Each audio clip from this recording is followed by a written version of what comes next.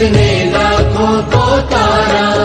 किस महामंत्र का जाप करो भवजल से मिले किनारा। नमो अरिहंताणम नमो सिद्धाणम नमो आयर्याणम नमो उवछायाणम नमो लोये सव्वसाहुणम नमो लोये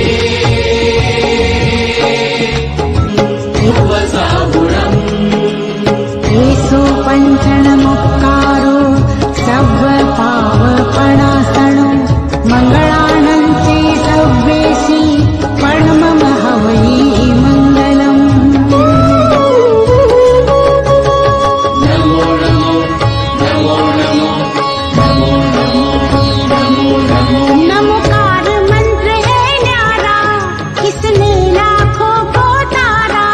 नमोकार मंत्र है न्यारा किसने लाखों को तारा। किस महामंत्र का जाप करो भवजल से मिले किनारा। नमो अरिहंताणम नमो सिद्धाणम नमो आयर्याणम नमो उवछायाणम नमो लोये सव्वसाहुणम। नमो लोये सव्वसाहुणम। तो आज हम लोग अपना डेरिवेटिव चैप्टर में एक टॉपिक कवर करने वाले हैं जिसका नाम है currency futures and option. Fine, नाम से आपको पता चल रहा है फ्यूचर ऑप्शन का पूरा कॉन्सेप्ट यहाँ लगने वाला है, प्लस करेंसी मतलब फॉरेक्स का भी पूरा कॉन्सेप्ट लगने वाला है। सो ये तीनों मिलकर ये चैप्टर बन रहा है। ये चैप्टर बहुत ही छोटा चैप्टर है बट इससे एग्जाम्स में काफ़ी बार क्वेश्चन आता है और क्वेश्चन भी वही आते हैं जो हमने क्लास में आपको कवर करवाए हैं। ठीक है, सो इस रिविजनरी लेक्चर के एजम्पशन मैं फिर से रिपीट कर दूं, आपका ऑलरेडी एक बार अच्छे से एसएफएम कवर हो चुका है। ये चैप्टर आपने अच्छे से रिवाइज कर लिया है, सारे क्वेश्चन आपने गो थ्रू कर लिए हैं। अब आपका एग्जाम आने वाला है और आप एग्जाम के तैयारी के लिए ये वीडियो देख रहे हैं ताकि जो छोटी छोटी बातें उसको भी आप अच्छे से रिकॉल कर पाएँ, अच्छे से रिटेन कर पाएँ।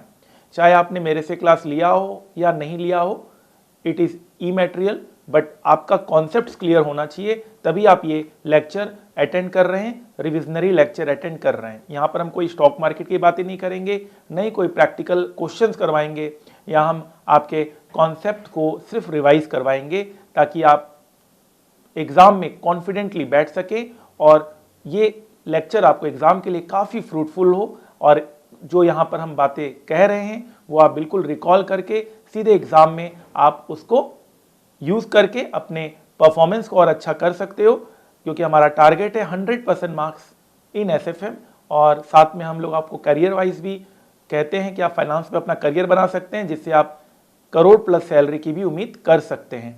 फाइन सर, तो सबसे पहले इस कॉन्ट्रैक्ट में, इस चैप्टर में हम लोग क्या करते हैं, हम लोग बाई एंड सेल करते हैं करेंसी।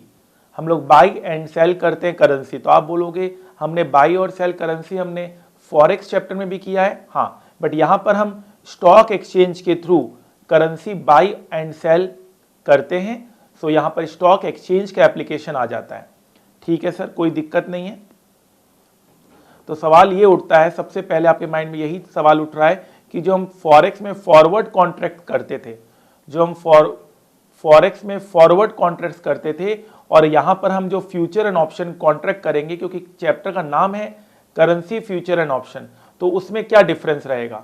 सो सिंपल डिफरेंस आपका यहाँ पर रहेगा कि फॉरवर्ड कॉन्ट्रैक्ट में जो रेगुलेशन होता था वो रेगुलेशन आपका चलता था आरबीआई का, लेकिन यहाँ पर जो रेगुलेशन चलेगा वो सेबी का चलेगा।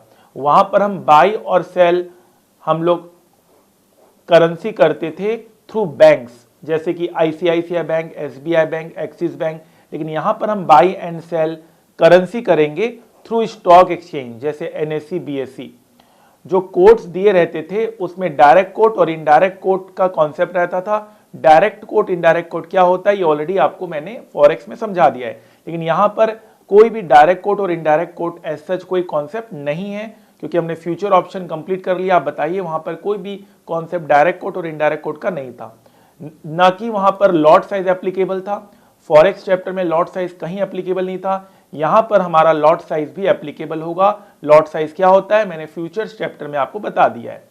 यहां पर आस्क और बिड रेट का कॉन्सेप्ट रहता है, लेकिन यहां पर कोई भी आस्क और बिड रेट जैसा कोई कॉन्सेप्ट नहीं रहता है। यहां पर सिंपल जो रेट रहता है आप उसमें डॉलर बाई करते हैं या डॉलर सेल करते हैं।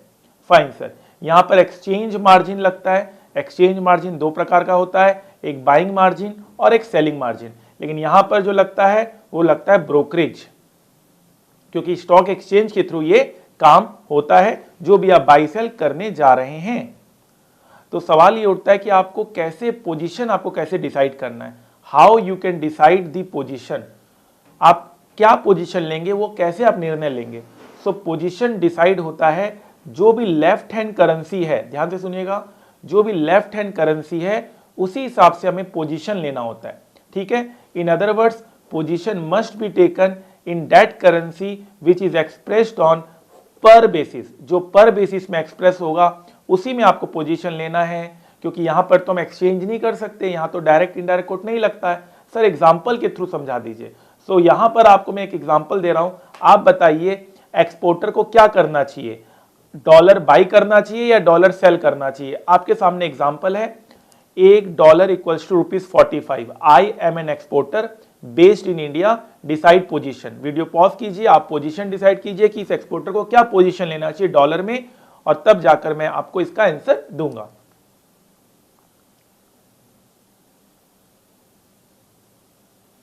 फाइन, आई होप आपने इसका आंसर बिल्कुल सही लिया है।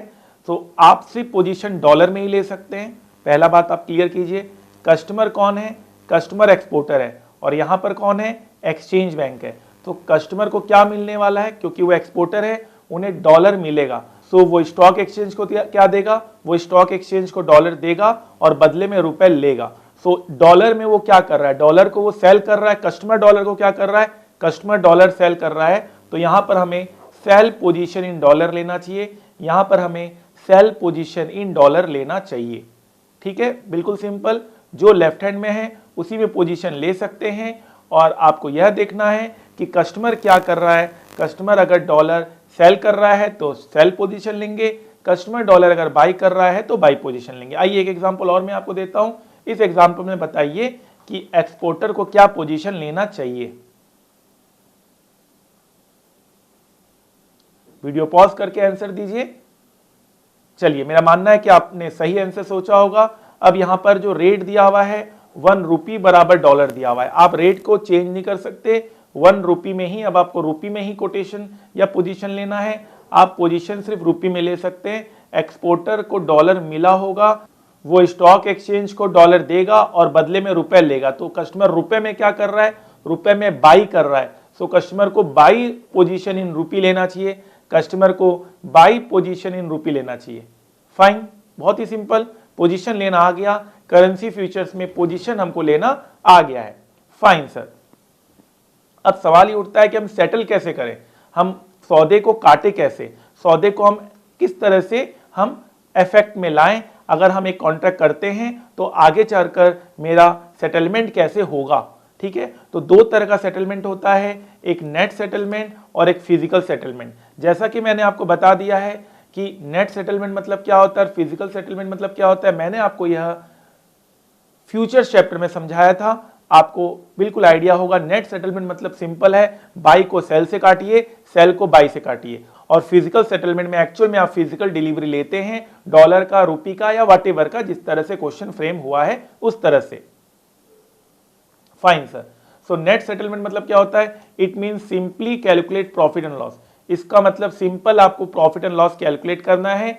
If you have taken by position, अगर आपने बाई पोजीशन लिया है तो उसको सेल से काटिए, अगर आपने सेल पोजीशन लिया है तो बाई से काटिए। दो रेट होगा यहां पर, एक रेट जिसमें आपने लगाया है, कॉन्ट्रैक्ट आपने एंटर किया है, और एक काटने का rate, settlement rate on expiry, जो भी रेट होगा उससे हम सौदा काट देंगे और इस तरह से मेरा प्रॉफिट एंड लॉस कैलकुलेट हो जाएगा। और अगर आपने सेल पोजीशन लिया है तो पहले आप सेल करेंगे, फिर आप बाई करेंगे। कॉन्ट्रैक्ट रेट और क्लोजिंग रेट, दो रेट होगा यहां पर, आपने सेल कर दिया, आपने बाई कर दिया और आपका प्रॉफिट एंड लॉस यहां पर बुक हो गया।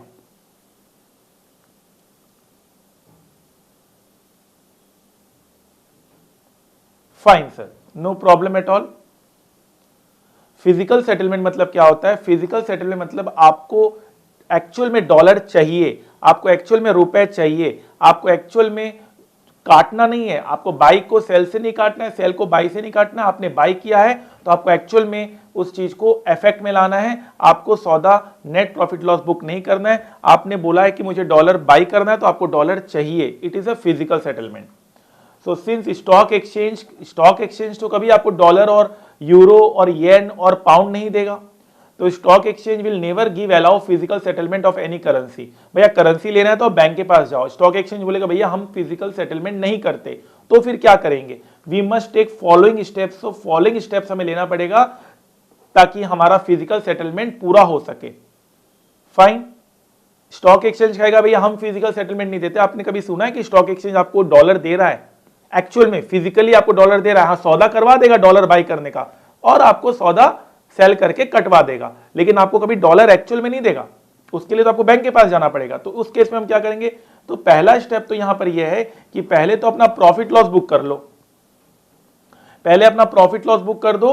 किस तरह से प्रॉफिट लॉस बुक करेंगे? जैसे नेट सेटलमेंट में बताया गया था उस तरह से अपना प्रॉफिट लॉस बुक कर लीजिए। बाई को सेल से काटिए, सेल को बाई से काटिए, पहले प्रॉफिट लॉस बुक कर लो, ठीक है? तो वो तो निपट गया। अब आपके पास जो आपको चाहिए, जो भी आपको चाहिए वो आप एक्सचेंज बैंक के पास जाइए और एक्सचेंज बैंक के साथ ले लीजिए। अगर आपको डॉलर बाई करना तो जाके डॉलर बाई कर लीजिए और अगर आपको डॉलर सेल करना तो जाके डॉलर सेल कर दीजिए, ठीक है? तो पहला स्टेप इसमें नेट सेटलमेंट होगा। दूसरा स्टेप आप एक्सचेंज बैंक के पास जाइए और वहां से आप बाई सेल करवा लीजिए, ठीक है? सो इस स्टेप्स को हम अच्छे से समझेंगे एक क्वेश्चन के साथ। तो मैं ऐसा सबसे पहले आपको कहता हूं एक क्वेश्चन हम कर लेते हैं, उससे आपको करेंसी फ्यूचर्स का पूरा अंडरस्टैंडिंग हो जाएगा, बहुत अच्छे से आपकी समझ उस क्वेश्चन के साथ बन जाएगी। आइए क्वेश्चन आपके सामने मैं रखता हूं, आप उसका आंसर दीजिएगा वीडियो पॉज करते हुए। मैं देखना चाहता हूं इसका आंसर आप दे पा रहे कि नहीं दे पा रहे। अगर इसका मैंने आंसर दे दिया तो इसका मतलब आप काफी हद तक इस चैप्टर के लिए तैयार हैं। ABC Technologic is expecting to receive an amount of $4 lakh. After 3 months, the company decided to go for future contract to hedge against the risk. The standard size of the future contract available in the market is $1,000. As on date, spot and future dollar contracts are quoting at 44 and 45. Suppose after 3 months the company closes out its position, futures are quoting at 44.5 and spot rate is also quoting at 44.5. On expiry, future market और spot market का price same रहता है या principle of convergence कहता है, ठीक है? थोड़ा डिफरेंस हो सकता है, कभी कभी क्वेश्चन में थोड़ा मार्जिनल डिफरेंस रहता है, लेकिन कॉन्सेप्ट वाइज तो दोनों रेट सेम रहेगा। आप देख सकते हैं 44.5 and 44.5। You are required to calculate effective realisation for the company. So realisation का एक नया कॉन्सेप्ट भी यहाँ पर आपका आएगा। While selling the receivables, also calculate how company has been benefited by using the futures. So आपको बताना है फ्यूचर्स में आपको गेन और लॉस क्या हुआ और एक्चुअल में कंपनी का इफेक्टिव रियलाइजेशन क्या हुआ। कंपनी को क्या चाहिए? Company is expecting to receive an amount of $4 lakh. Company को $4 लाख मिलने वाला है आज से 3 महीना बाद। तो एक्चुअल में कंपनी तो इंडिया की है, तो एक्चुअल में उसको कितना रुपए मिलेगा? उसको रुपए चाहिए, उसको $4 लाख मिलेगा। बैंक को $4 लाख देगा और बदले में क्या लेगा? रुपए लेगा। फटाफट करिए वीडियो पॉज करते हुए, फिर मैं 2 मिनट में आपको इसका आंसर समझा दूंगा।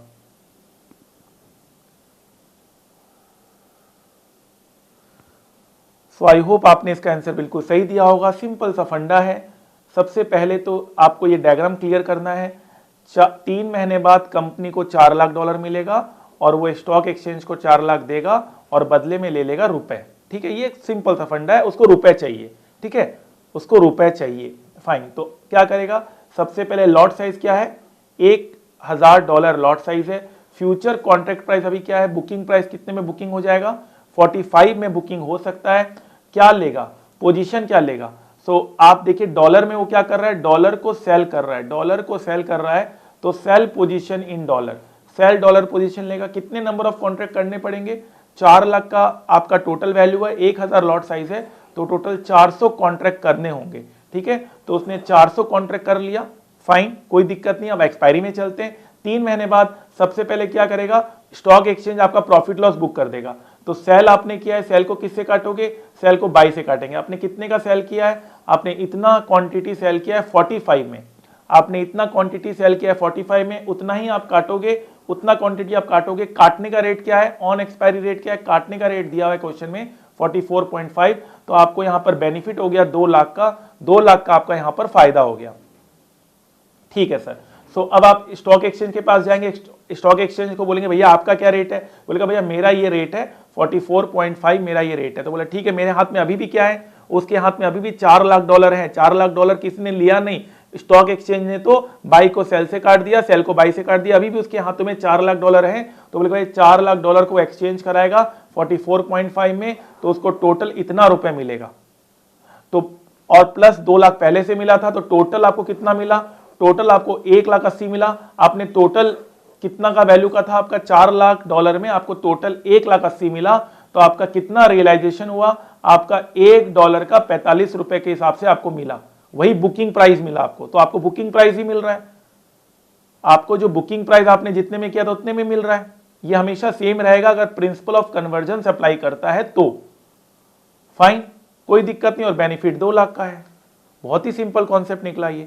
सो करेंसी फ्यूचर्स के सारे क्वेश्चंस आपसे हो जाएंगे अगर आपको ये कॉन्सेप्ट समझ में आता है, ये सॉल्यूशन समझ में आता है, तो आपसे आपके सारे क्वेश्चंस करेंसी फ्यूचर्स के इस कॉन्सेप्ट के हिसाब से हो जाएंगे।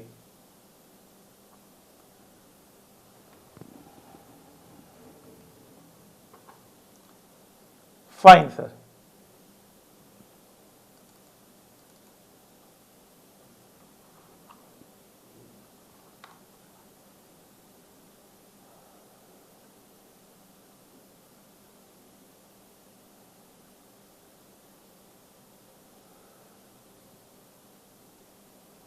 चलिए आगे बढ़ते हैं, बढ़िए सर। इफेक्टिव रियलाइजेशन रेट, अभी हमने किया effective realisation rate. Effective realisation rate हमेशा किसके इक्वल होगा, बुकिंग रेट्स के इक्वल होगा, प्रोवाइडेड मेरा प्रिंसिपल ऑफ कन्वर्जन अप्लाई होता है। मतलब ऑन एक्सपायरी मेरा जो कैश मार्केट का प्राइस है और फ्यूचर मार्केट का प्राइस है वो सेम रहेगा। और ये हमने ऑलरेडी प्रूव कर दिया है प्रीवियस क्वेश्चन के साथ कि हाँ ये बात बिल्कुल सही है। Effective realisation rate, opportunity cost of initial margin. आपको पता है जब भी आप फ्यूचर कॉन्ट्रैक्ट करते हैं आपको इनिशियल मार्जिन देना होता है, और इनिशियल मार्जिन एक तरह का सिक्योरिटी डिपॉजिट है, ये आपको वापस मिल जाएगा। लेकिन इनिशियल मार्जिन आप अगर दे रहे हैं तो आपको अपॉर्चुनिटी लॉस भी तो हो रहा है इंटरेस्ट का, ठीक है, क्योंकि ऑब्वियस ही बात है आप यही पैसा अगर बैंक पे जमा करके रखते तो आपको ब्याज मिलता। लेकिन opportunity cost of interest loss को हमें जरूर इसको देखना चाहिए और इसको हमने ट्रीटमेंट हमें करना चाहिए।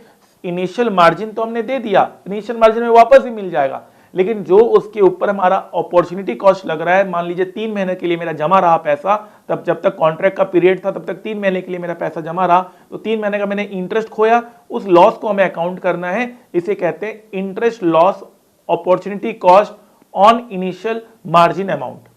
Fine sir. तो आप देख सकते हैं बहुत सारे क्वेश्चंस में हमने इस तरह से यूज किया है। आप देख सकते हैं इस क्वेश्चन में खास तौर पर हमने यहां पर इनिशियल मार्जिन तो दिया था, आप देख सकते हैं हमने 1.5 लाख का इनिशियल मार्जिन दिया था। इस क्वेश्चन में 8% के हिसाब से 3 महीने का हमारा 3,000 रुपए का लॉस है, क्योंकि 1.5 लाख रुपए तो हमें वापस मिल जाएगा, लेकिन जो हमारा 3 महीना पैसा ब्लॉक रहा उसकी वजह से मेरा 3,000 का नुकसान हो गया।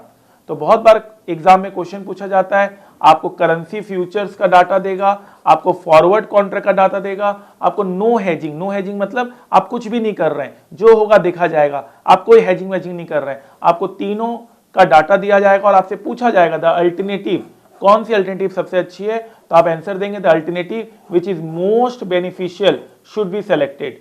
वह अल्टरनेटिव जो सबसे ज्यादा बेनिफिशियल है उसे हमें सेलेक्ट करना चाहिए।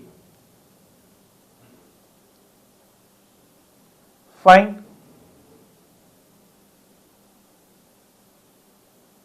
कोई दिक्कत नहीं है। फाइन सर, आपने जरूर इस तरह के क्वेश्चंस भी किए होंगे जो कि बहुत इंपॉर्टेंट होता है एग्जाम के लिए।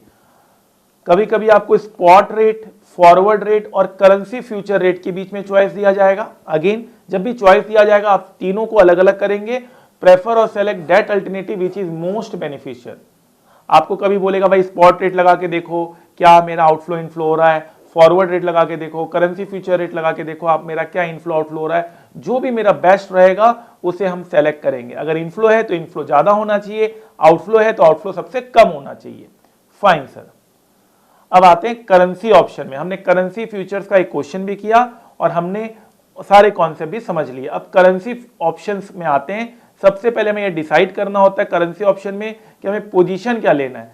सो करेंसी ऑप्शन में भी वही रूल रहेगा, जो भी पर बेसिस में रहेगा, जो भी पर बेसिस में रहेगा उसी में हमें पोजीशन लेना होगा, ठीक है। और अगर क्वेश्चन साइलेंट है तो हमेशा बायर के ऊपर आप काम करेंगे, चाहे वो कॉल बायर हो चाहे वो पुट बायर हो। फिर से रिपीट करते हैं, हमेशा पर बेसिस में जो होगा उसी में हमें पोजीशन लेना है।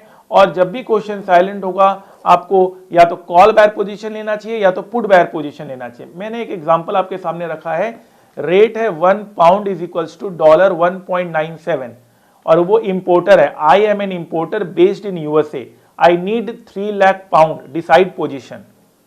वीडियो पॉज करते हुए आप बताइए इस इन्वेस्टर को, इस इंपोर्टर को क्या पोजीशन लेना चाहिए ऑप्शन में।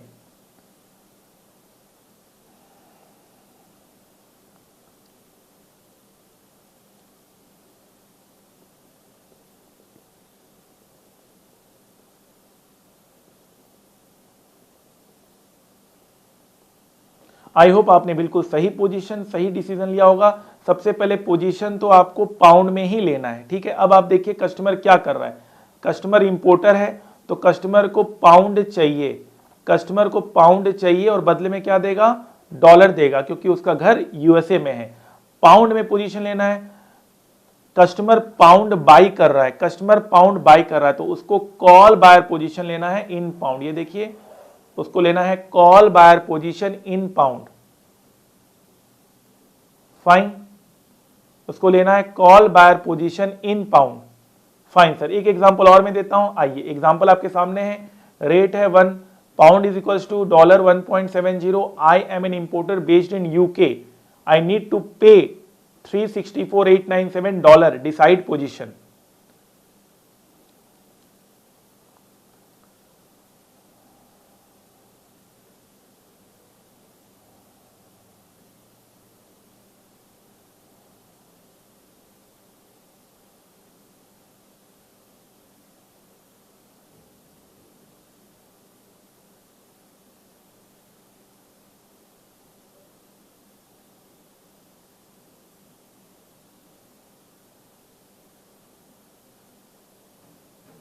फाइन।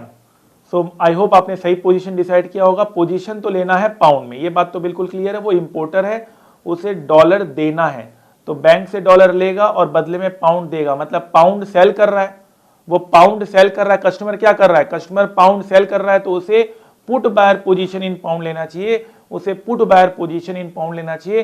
पहले तो पोजीशन लेना सीखिए, तब सब कुछ आसान हो जाएगा। उसे put buyer position in pound लेना चाहिए, फाइन, कोई दिक्कत नहीं है, कोई भी प्रॉब्लम नहीं है। Put buyer position in pound. चलिए आगे बढ़ते हैं, बढ़िए सर। सो हमें पोजीशन लेना आ गया। अच्छा, जो हम ऑप्शन प्रीमियम देते हैं, सो ऑप्शन प्रीमियम हम कब देते हैं, जब हम कॉन्ट्रैक्ट में एंटर करते हैं तब हम ऑप्शन प्रीमियम देते हैं। लेकिन सेटलमेंट कब होता है, सेटलमेंट तो फ्यूचर में होता है।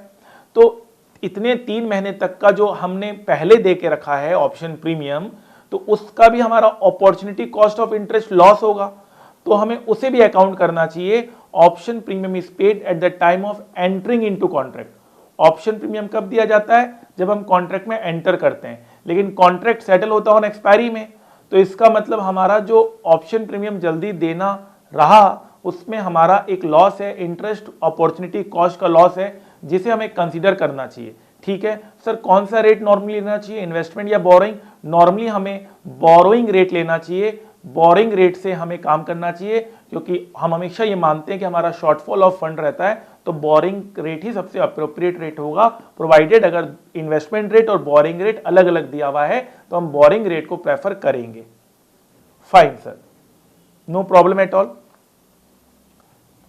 How to settle currency option contract.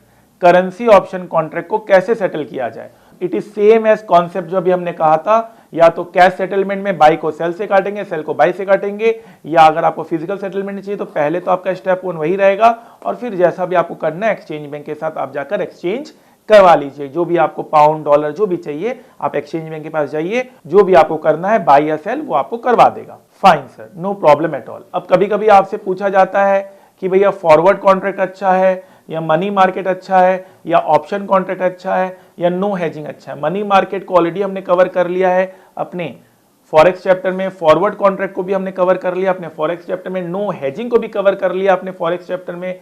Option contract अगर हम करते हैं तो ये एक नया चीज होगा इस रिविजनरी क्लास के लिए। सो एक हम क्वेश्चन करते हैं जिसमें आपको ऑप्शन कॉन्ट्रैक्ट को मैं आपको पूरा बताऊंगा किस तरह से उसको सेटल करते हैं। आइए एक क्वेश्चन में आपको दिखाता हूं, आप सिर्फ ऑप्शन कॉन्ट्रैक्ट की बात करेंगे कि ऑप्शन कॉन्ट्रैक्ट में हम किस तरह से उसे सेटल कर सकते हैं, किस तरह से हम अमाउंट निकाल सकते हैं, रिक्वायर्ड आंसर हम दे सकते हैं। फाइन सर, क्वेश्चन आपके सामने है।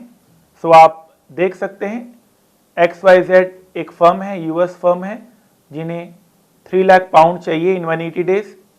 स्पॉट रेट दिया हुआ है, 180 डेज फॉरवर्ड रेट दिया हुआ है, इंटरेस्ट रेट्स दिए हुए, कॉल ऑप्शन, हमें कॉल के और ऑप्शंस कॉन्ट्रैक्ट का ही सॉल्व करना है सिर्फ। On pound that expires in 180 days has an exercise price of 1.97 and A premium of $0.04। XYZ has forecasted the spot rate 180 days hence as below. Which of the following strategies would be most preferable for XYZ Limited? तो आप ये बताइए मुझे option contract में कितना पे करना पड़ेगा। अगर मैं ऑप्शन कॉन्ट्रैक्ट लेता हूं तो मुझे कितना पे करना पड़ेगा। ठीक है, मैं आपको कुछ सेकंड्स या आप वीडियो पॉज कर लीजिए और इसका आंसर निकालिए। मुश्किल से 2 से 3 मिनट में आंसर आपका निकल सकता है अगर आप ऑलरेडी इस तरह के क्वेश्चंस रिवाइज कर चुके हैं। मैं वेट करूंगा, आप प्लीज वीडियो पॉज कीजिए, आंसर निकालिए। ऑप्शन कॉन्ट्रैक्ट में मुझे कितना देना पड़ेगा टोटल में। फाइन सर, आई होप आपने आंसर निकाल दिया है। आइए अब जरा देखते हैं इसका सही आंसर क्या होगा। इसका सही आंसर देखते हैं। हमें ये डायग्राम नहीं भूलना चाहिए। हमें पाउंड चाहिए तो हम एक्सचेंज बैंक से पाउंड मांगेंगे, बदले में डॉलर देंगे, क्योंकि ऑब्वियस ही बात है जो रेट दिया हुआ है वो है आपका पाउंड में। सो पाउंड हम बाई कर रहे हैं तो हमें call buyer position in pound हमें लेना चाहिए। हम सीधे ऑप्शन कॉन्ट्रैक्ट में आएंगे बिकॉज हम ऑप्शन कॉन्ट्रैक्ट को यहाँ पर सॉल्व करके आपको दिखाने वाले हैं। आइए करेंसी ऑप्शन में आ गए। सबसे पहले एक्सरसाइज प्राइस दिया हुआ है, कोई दिक्कत वाली बात नहीं है। हम call buyer position in pound लेंगे, ऑलरेडी बता दिया गया है। ओपी आपको देना पड़ेगा 1 पाउंड इज इक्वल टू $0.04। ठीक है, एक्सपायरी कितने दिनों बाद हो रहा है? 180 दिन बाद एक्सपायरी हो रहा है। ठीक है, तो हम क्या करेंगे, पहले तो हम स्टॉक एक्सचेंज से बाई सेल का अपना क्लोजिंग करा लेंगे और अपना प्रॉफिट लॉस बुक करा लेंगे। सो नाउ हम लोग क्या करेंगे, on expiry date is after 180 days सबसे पहले स्टॉक एक्सचेंज में जाएंगे और जो बाई सेल का सेटलमेंट होता है वो कर लेंगे, प्रॉफिट लॉस बुक कर लेंगे। सो यहाँ पर 3 तरह का रेट दिया हुआ है ऑन एक्सपायरी। एक तो 1 पाउंड इज इक्वल टू $1.91 यह रेट है। एक आपको रेट है 1 पाउंड इज इक्वल टू $1.95। एक रेट है 1 पाउंड इज इक्वल टू $2.05। ठीक है, 3 तरह का रेट यहाँ पर दिया हुआ है। फाइन सर, कोई दिक्कत नहीं है। सो अब आपको पहले तो डिसाइड करना पड़ेगा कि आप एक्सरसाइज करेंगे या नहीं करेंगे। सो आप कॉल बायर बने हैं, कॉल बायर आप देखिए 1.97। एक आपको बस ध्यान रखना है, कॉल बायर कब एक्सरसाइज करता है, जब भी CMP एज ऑन एक्सपायरी ज्यादा होता है EP से। तो यहाँ कम है तो यहाँ नॉट एक्सरसाइज होगा, यहाँ भी कम है यहाँ भी नॉट एक्सरसाइज होगा, यहाँ पर ज्यादा है तो एक्सरसाइज होगा। एक्सरसाइज होगा तो कौन सा इक्वेशन लगेगा, CMP as on expiry minus EP minus OP। CMP as on expiry कितना है, EP कितना है, OP में अभी हम थोड़ी देर में आते हैं। ठीक है, तो यहाँ पर आपका प्रॉफिट आ गया इस केस में। यहाँ पर आपका एक्सरसाइज नहीं करेंगे तो लॉस तो देना ही पड़ेगा। और यहाँ पर OP कैसे आया, OP 0.04 क्वेश्चन में दिया हुआ है, लेकिन मैंने आपको कहा था कि ये 180 दिन का आपको यहाँ पर अपॉर्चुनिटी कॉस्ट भी जोड़ना चाहिए। सो आपको बोरिंग कॉस्ट लेना चाहिए। तो यहाँ पे आपने बोरिंग कॉस्ट लिया है 5.5% का आपने बोरिंग कॉस्ट लिया है। जो रेट्स दिए हुए 180 डेज के ही रेट है, आप चाहे तो इसको एजम्पशन में भी लिख सकते हैं। और आपने डॉलर का रेट लिया है, यहाँ पर डॉलर का रेट 5.5 है बोरिंग रेट, क्वेश्चन में देख सकते हैं। तो आपका विथ अपॉर्चुनिटी कॉस्ट 0.0422 आया है और आपको यहाँ पर 0.0422 का लॉस है, 0.0422 का लॉस है। और यहाँ पर भी आपका सेम इक्वेशन है। तो आपको 3 तरह का आपको प्रॉफिट लॉस मिल गया, लेकिन प्रोबेबिलिटी है तो प्रोबेबिलिटी लगाकर हमें कैलकुलेट करना है। प्रोबेबिलिटी दिया हुआ है हर एक प्राइस के साथ। तो आपको यह आपका ओवरऑल लॉस है पर पाउंड का। 3 लाख का पाउंड है तो टोटल आपको लॉस हो गया 906। तो आपको टोटल लॉस हो गया $9060। लेकिन आपको अब अल्टीमेटली आपको किसी को पाउंड देना है, सो आपको एक्सचेंज बैंक के पास जाना पड़ेगा। सो उस दिन एक्सचेंज बैंक का रेट क्या होगा, 1.955। यह रेट कैसे आया, यह रेट आया क्योंकि ऑब्वियस बात है रेट एज ऑन एक्सपायरी नहीं दिया हुआ है लेकिन प्रोबेबिलिटी के साथ दिया हुआ है, तो रेट एज ऑन एक्सपायरी आप देखिए rate as on expiry with probability क्या आ रहा है 1.955। सो आपने 1.955 देकर आपने 3 लाख पाउंड खरीदा, तो आपका इतना चला गया, सो इतना तो चला गया प्लस लॉस भी था इतना का, तो टोटल आपका कितना गया इस ऑप्शन में, टोटल आपका इस ऑप्शन में गया 595560। टोटल आपका इस ऑप्शन में गया 595560। तो बहुत ही सिंपल है, कोई भी यहाँ पे दिक्कत वाली बात नहीं है। आप ऑप्शन को पहले सेटल कर दो। ऑप्शन सेटल हमने ऑप्शन चैप्टर में बहुत बार किया है, बहुत डिटेल में हमने ये सब चीजें पढ़ी है।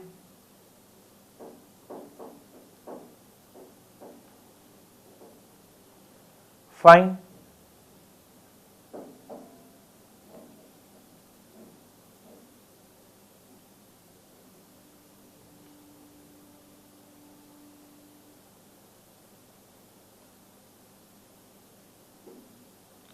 फाइन, आगे बढ़ते हैं। इस तरह से फिर आप चारों ऑप्शन में देखेंगे जिसमें आपका कम जा रहा है वो आप सेलेक्ट करेंगे, क्योंकि बाकी सब चीजें हमने ऑलरेडी पहले कर ली थी। मैंने सिर्फ आपको समझाया है करेंसी ऑप्शन, मैंने आपको सिर्फ करेंसी ऑप्शन यहां पर समझाया है। फाइन सर, स्ट्रेडल पोजीशन, यहाँ पे स्ट्रेडल पोजीशन का एप्लीकेशन है। स्ट्रेडल पोजीशन मैंने आपको पहले ही आपको ऑप्शन चैप्टर में बताया है, दो तरह के स्ट्रेडल होते हैं, एक लॉन्ग स्ट्रेडल और एक शॉर्ट स्ट्रेडल। लॉन्ग स्ट्रेडल मतलब होता है call buyer and put buyer position अगर आप लेते हैं तो आपको लॉन्ग स्ट्रेडल बोला जाएगा। आप कॉल सेलर और पुट सेलर पोजीशन लेते हैं तो आपको शॉर्ट स्ट्रेडल कहा जाएगा। फाइन, कोई दिक्कत नहीं है। अगर क्वेश्चन साइलेंट होता है तो नॉर्मली हमें लॉन्ग स्ट्रेडल लेना चाहिए। फाइन सर, कभी कभी राउंडिंग ऑफ की एडजस्टमेंट्स करनी होती है हम लोगों को। कभी कभी राउंडिंग ऑफ करने की वजह से कुछ अमाउंट एक्सपोजर अनहेज्ड रहता है, क्योंकि यहां पर लॉट साइज का रिक्वायरमेंट होता है, तो इस वजह से कुछ अमाउंट अनहेज्ड रह जाता है। जैसे कि आप एग्जांपल के तौर पे देख सकते हैं, मान लीजिए मुझे इतने डॉलर चाहिए, मुझे $4,100 चाहिए, $4,100 चाहिए और लॉट साइज है 1000 का, 1000 का लॉट साइज है। तो ऑब्वियस बात है यहां पर कुछ अमाउंट अभी भी हेज करने बाकी रह जाएंगे। कितने डॉलर बाकी रह जाएंगे? $100 का क्या होगा? बाकी का तो मैंने कॉन्ट्रैक्ट ले लूंगा, $100 का क्या होगा आप बताइए? $100 का क्या होगा? तो $100 का हम क्या करेंगे, $100 का हम फॉरवर्ड कॉन्ट्रैक्ट ले लेंगे। फॉरवर्ड कॉन्ट्रैक्ट में लॉट साइज की रिक्वायरमेंट नहीं होती है, तो इसका फॉरवर्ड कॉन्ट्रैक्ट ले लेंगे। अच्छा, एक चीज और, इंस्टीट्यूट ने ये जो राउंडिंग ऑफ का एक्सपोजर का जो एडजस्टमेंट है वो सिर्फ करेंसी ऑप्शन के केस में किया है। अभी तक जितने भी क्वेश्चंस आए हैं और जितने भी सॉल्यूशंस इंस्टीट्यूट ने दिया है, जो एक्सपोजर जो ये निकल कर आ रहा है, ये $100 बच गया या कोई भी डॉलर बच गया, ये सिर्फ अभी तक करेंसी ऑप्शन में किया जा रहा है। करेंसी फ्यूचर्स में तो अब राउंडिंग ऑफ कर दीजिएगा। अगर मान लीजिए आपका आता है 10.01 कॉन्ट्रैक्ट, तो आप 10 कॉन्ट्रैक्ट कर दीजिए करेंसी फ्यूचर के केस में। लेकिन ऑप्शन के केस में जो बैलेंस कॉन्ट्रैक्ट बच जाएगा राउंडिंग ऑफ की वजह से, उसका फॉरवर्ड कॉन्ट्रैक्ट लेना पड़ेगा। इसका पूरा डेफिनेशन ये है, sometimes due to rounding off we may not be able to do full hedging. In such case, we should take forward contract. We should take forward contract for such part which are not hedged. Such treatment is advisable only in case of currency option and not in case of currency future. ये जो adjustment है वो currency option में advisable है, currency future में advisable नहीं है। Fine sir,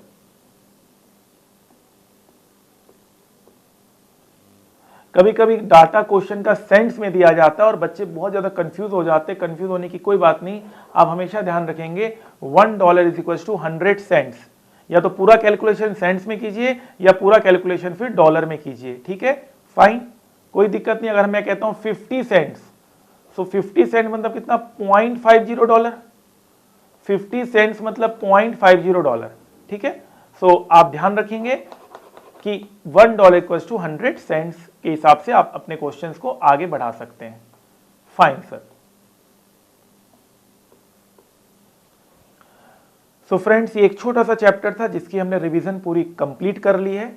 आई hope आपने बहुत ही आसानी से इस चैप्टर को रिवाइज कर लिया होगा।